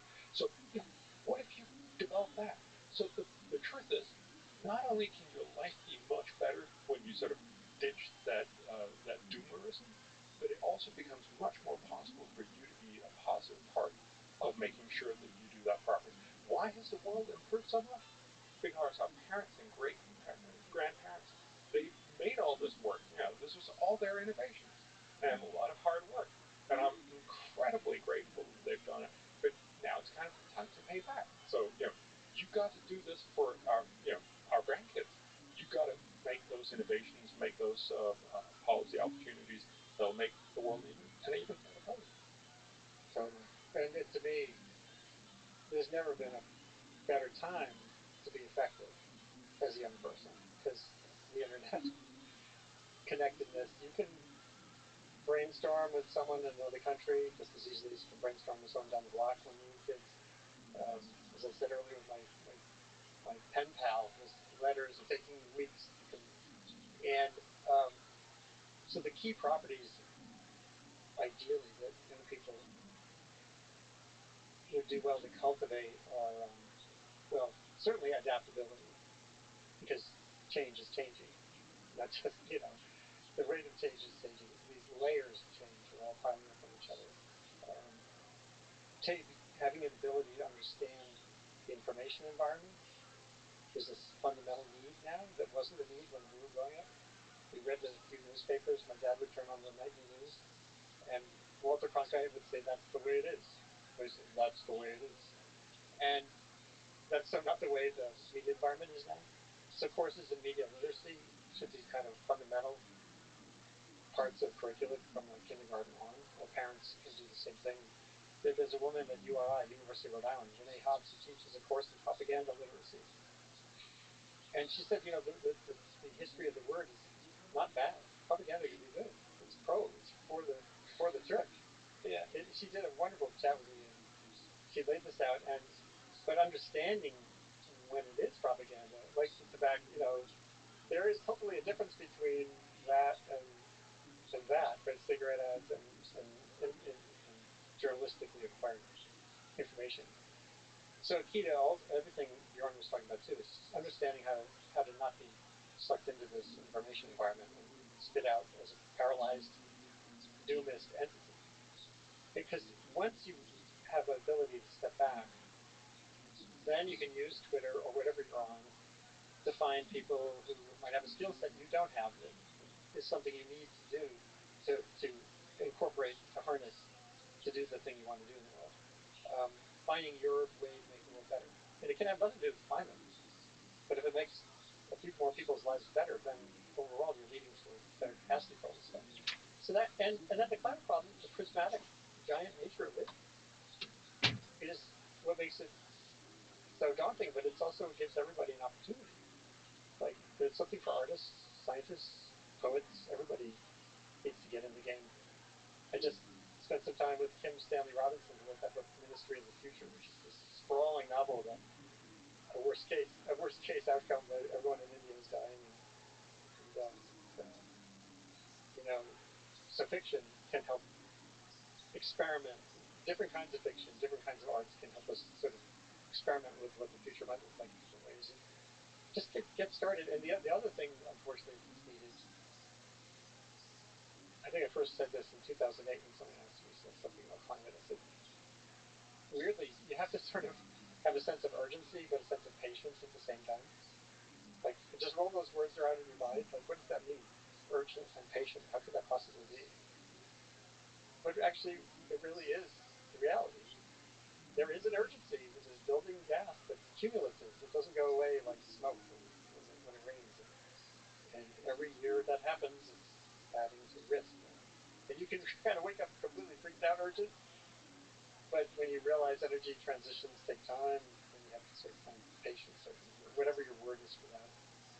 Yeah, I think you have to oscillate back and forth throughout the day, having a sense of urgency when you're trying to actually be productive, and a patience so you can have a calm head about you in terms of putting everything into perspective. Okay, yeah. And like you said, with information, that is interesting, especially in the scientific community. I think you've spoken about this before. You know, that there is some responsibility, or at least an opportunity for scientists to not just do science, but to understand the dynamics of the different mediums in which information is exchanged. So it could be Twitter for a few years, and then it could be TikTok, then it could be, you know, I'm a huge believer in the power of YouTube. Over the next several years, perhaps decades, I mean, it's a very interesting medium for education and communication, and for debate, and that's grassroots, that's from like the bottom up, you know, that every scientist is able to communicate their work, and I personally believe have the responsibility to communicate their work. If anything, the internet made me realize that science is not just about doing the science, it's about communicating it. Like that, this is not some kind of virtue signaling on my part. No, like I feel like if the tree falls in the forest and nobody's around to hear it, it really didn't fall. Like that's not. There should be a culture of. We have at MIT. There's a place called the Media Lab. Yes, sir. Where they really emphasize, like you always be able to demo something, to show off your work. They really emphasize showing off their work, and I think that was in some part criticized in the bigger MIT culture. That that's like focusing too much on the PR versus doing the science. But I really disagree with that. Of course, there's a balance to strike. You don't want to be all smoke and mirrors, but there really is a lot of value to communication, and not just sort of some broad. You almost don't want to teach a course on communication, because by the time you teach the course, it's already too late. It's always being on top of how what is the language, what is the culture and the etiquette, what is the technology of communication that is effective. I actually had a big conversation about that in my university, because I think, and this is perhaps especially true for social sciences, but I think it's probably true for everyone.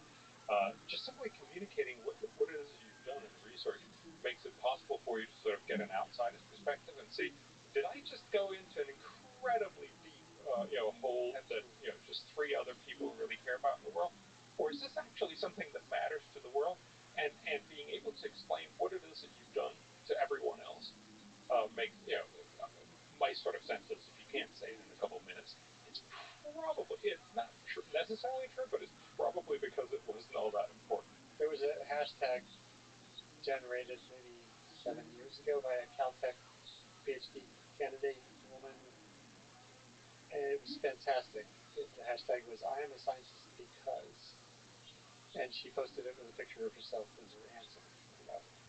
And when I talk to scientists, or basically anybody about communicating, don't start with I'm a phytologist and I use a spectrophotometer to do X. Start with I'm a scientist because the world is endlessly interesting, and I just found these salamanders, which are going to vanish if we don't stop this fungus from coming to the United States. Utterly interesting. And then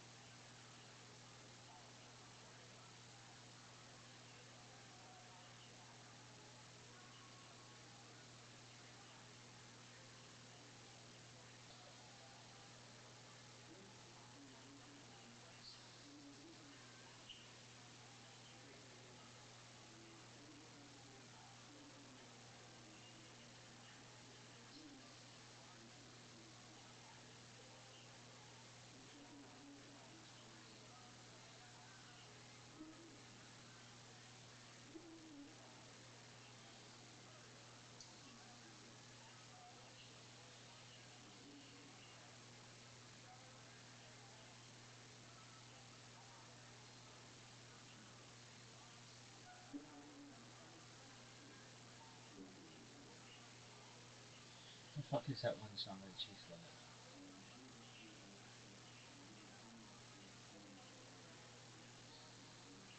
I'm not going out yet, are you fucking serious?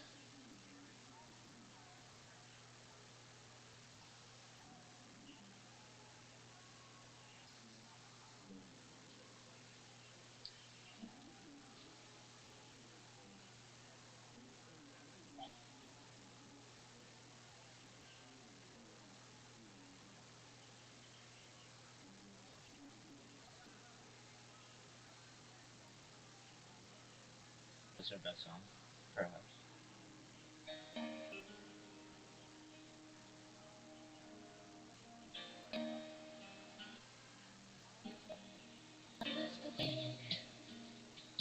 I had the answers to everything. Now I know I don't know where to go. Yeah, it's hard.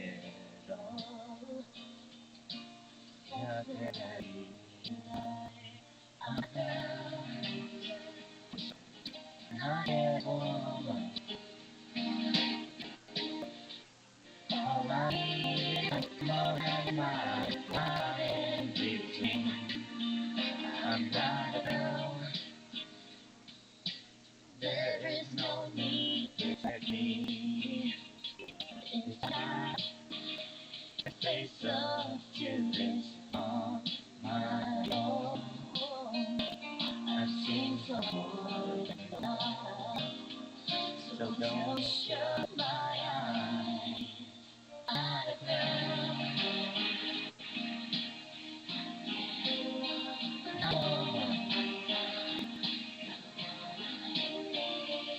all I need, I'm already fine, baby. I'm not a, but if you look for me, see it in my eyes, you'll always find.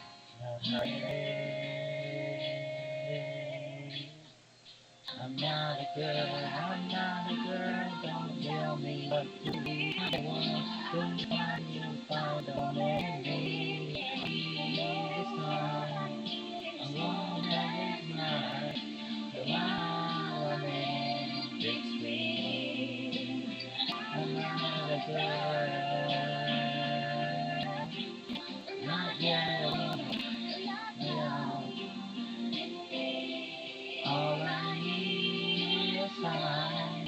A woman that is mine. While I'm in dream. I'm not a girl.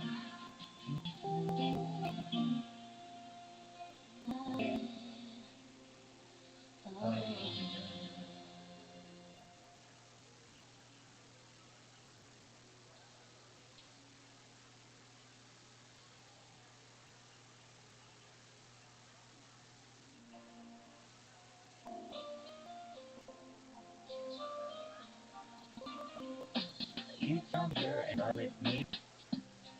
Like you kitty eyes away from me. And that I wanna say.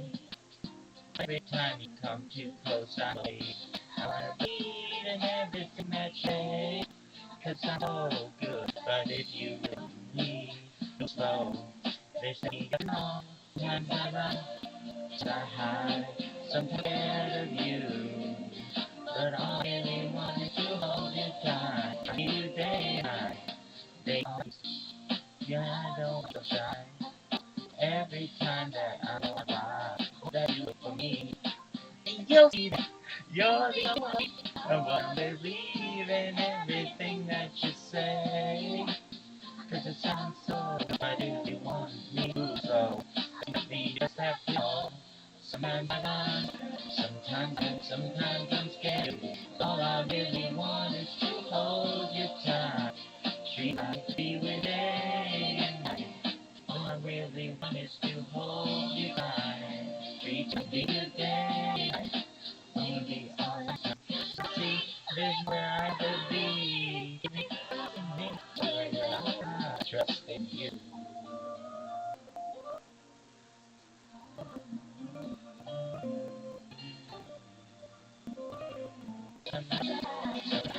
Sometimes I get you. All you want is all you got. I be with you. Sometimes I get you. But all you want is all you got. I be with you. All you want is all I get you day.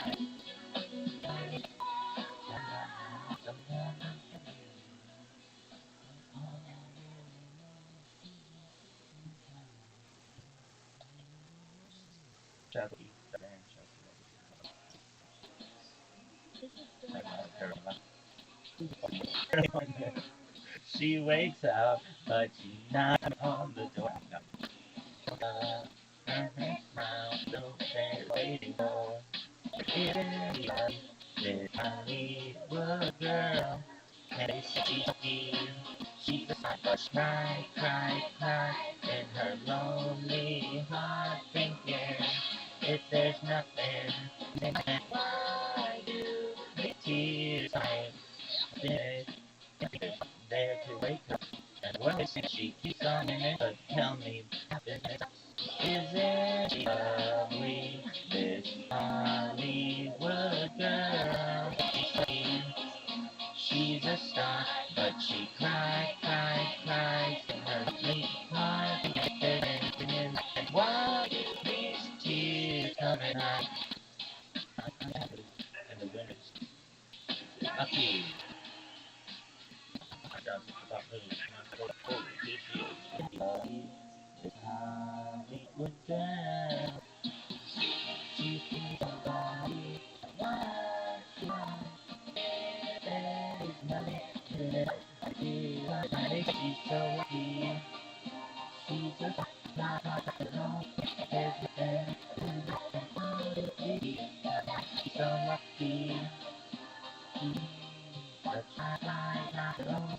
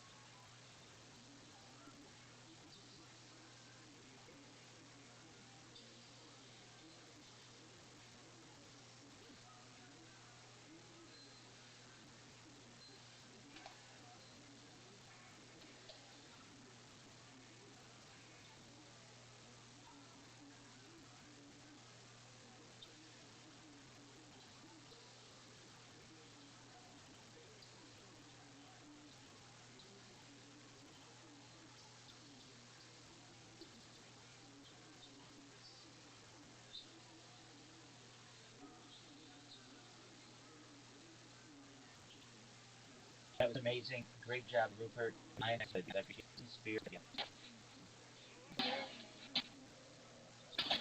Yeah, yeah, yeah, yeah, yeah. I believe the moment. Okay, I see my life. Just be serious. Just leave all my sense. Just okay. I did it again. Yeah, got nothing to baby. Giving another come I'm not that innocent. Behind this face. Wishing that it was true. I connect with you for many days. There's something great. Oh, I did. I did it all. I lost me. Oh, baby, you got the yeah, yeah, yeah. Yeah, yeah, yeah. Yes, what I call him. Did again, your heart lost. In the back of you, and said, I'm back in it. Got one day, I'm not a summer. I'm not getting that good. I'm again. I your heart again. Baby, you, they have the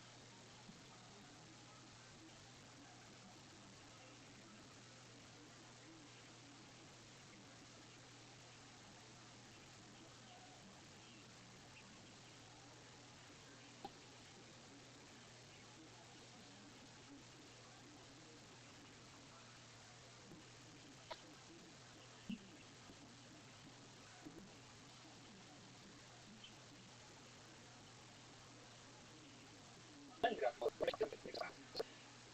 other people who Charm. yeah, right. Then the difference is you still hold the village. Here, where's when you're a physicist and you switch open as well, The you have to think about kind of to get the first so yeah,